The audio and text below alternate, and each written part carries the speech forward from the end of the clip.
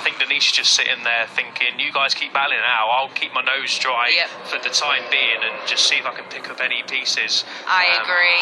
I think in terms of racecraft, that's probably the move. If you can stay with them, there's really no... What you've got to do is you've either got to stay in the lead with just that little bit of breathing space and keep the hammer down, or just sit within a sensible distance of the lead, but just keeping your powder as dry as possible until it really is going to count when you make those moves. So, yeah, Danish then, at the moment, probably a bit of a tactical move to just sit there in 4th position there, the number 13.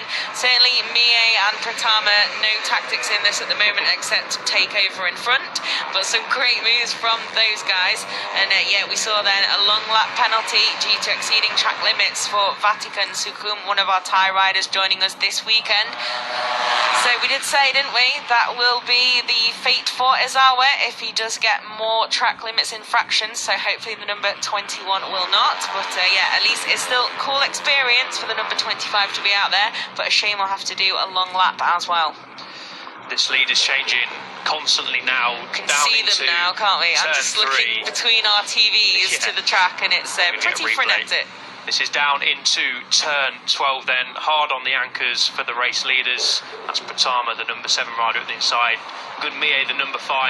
Carter Thompson, the number 6, the pole sitter here in Thailand. Just diving down there into turn 12, a fantastic way, a dramatic way as well to end the lap. We've seen drama plenty down there over the years, haven't we? Yeah, we have, and we saw just a tiny little bit of movement there for Pratama as well, right at the end of that slow-mo. So the number 7 definitely pushing pretty hard out there, and they're coming just into the final corner now, and just the only bit of the track that we can't see actually, or that I can't see from my position, is the apex of the final corner. But yeah, no drama at the moment in this front group. They seem to have calmed down again a little bit in the second half of this lap, but Hakeem Danish, like we said, I think this is definitely a tactical move from him to be sat there. And yeah, we'll have to see if that's going to pay off. Azama's got trouble here then. He did pull a gap out a couple of laps ago, but Nicholas has pulled a gap on him instead, the number 12 rider up into 5th place. He's got 6/10 in hand now over the gap behind us, the number 12 rider, so he's riding a really good race here in the latter stages. But yeah, title leader Azawa has company up the inside. The number 8 goes. And yeah, this is going to be a difficult race now in the final 5 laps for Azawa. It did look like he was going to stretch away, but podium hopes have well and truly faded. But I think anywhere inside sort of the top 8, top 10 even, from 15th, the comeback rides, you've got to just take your medicine sometimes. Yeah, definitely, and it is not because he's won every single race that Fabio Quartararo is leading the MotoGP World Championship. It's because sometimes you've got to go, you know what, actually, 8 points for 8. It's not what I wanted, but it's 8 points. So we'll see what Izawa does then. Obviously, a lot for the rookie to think about, especially in his first year and having proved so fast from the off. But yeah, good stuff still to have got into that second group. But now let's see how it plays out. And let's see how it plays out at the front here, because we still have 6 versus 7 versus 5 plus 13 looking pretty relaxed.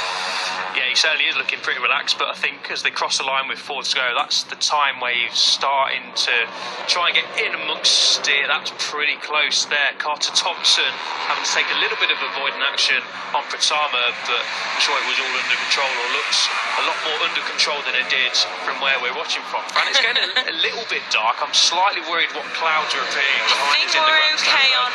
On rain. I think we're going to, with 4 laps to go, so it's 3 and the remainder of this lap, I think we're going to be okay.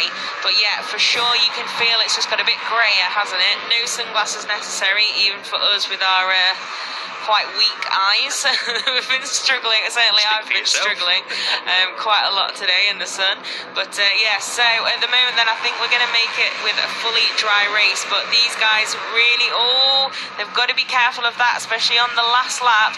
Both Mie and Carter Thompson then out onto the green, and Danish now in 2nd place as we head into the last few laps. Starting to make moves now is the number 13, and as I say, that Gunmie bites straight back. This is going to change constantly now. Ruining your quote there completely.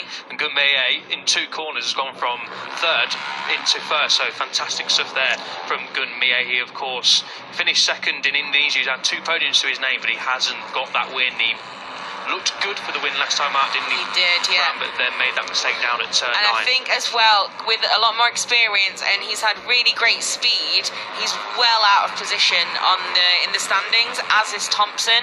So the number 5 and the number 6 both looking for some big point hauls. And like you said, though, I'm sure also just looking for that win.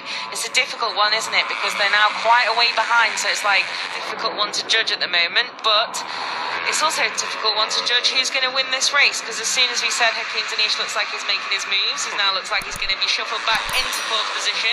We have VEDA EGA Pratama back in the race lead once again as well, the number 7. So we have just over 2 laps to go then, or 2 3/4, and still nothing between these front 4. Just need to mention Hamad Al-Saudi down in 12th place. He, of course, is 3rd in the overall standings. He's had 2 podiums this year, Fran, and he is a title contender this year. He's behind Azara and Danish in the overall standings.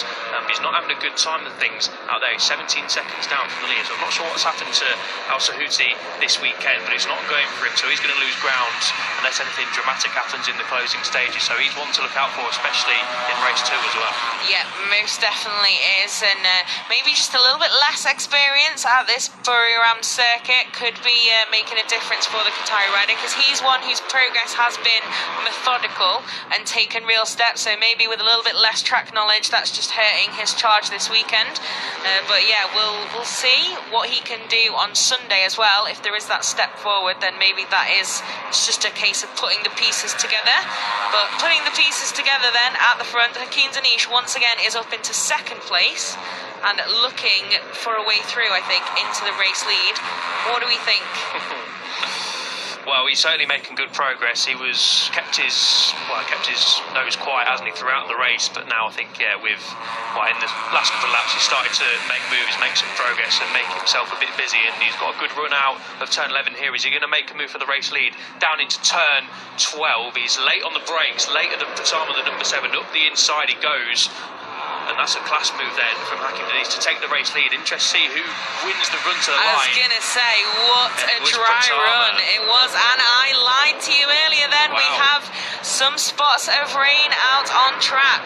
Let's hope then that we can make it to the end of this race without those affecting track conditions too much. Of course, it is much, much warmer in Thailand. It's not Yorkshire, so hopefully a few drops won't have too much effect on these guys out on track, but we'll keep an eye on that. Where was that rain flag out? Was it down at the final corner, or was it a cutaway to somewhere else on the track? I'm trying to look at the marshal posts at the moment, but yeah. So just over a lap to go then, and it looks like we've got a few spots out there just to complicate life a little bit for these guys. And at the front then, it's still Pratama, the number 7, and as we said, ironically, I used the phrase dry run. He was able to get to the line first, even when Danish made that move at the final corner. That's literally the way that this track is designed, to create that epic end to the lap.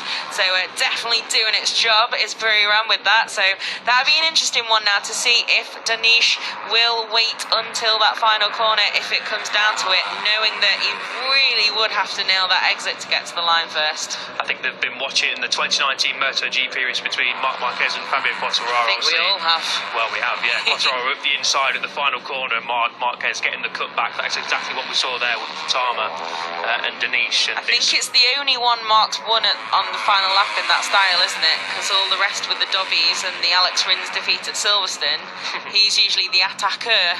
Yes, he certainly is. So here we go then. The penultimate time down into turn 12. It's going to be Pratama who will emerge onto the final lap as the race leader, with Gunmie right behind him. Hakim Danish, could be title leader in about a lap's time, and Carter Thompson right there as well. It's going to be a fascinating end to the race. Not too many spots on the camera lens, which is great news as well. Yeah, I think we're going to make it to the end with a dry race, and track definitely looking pretty dry out there, as you can see on screen.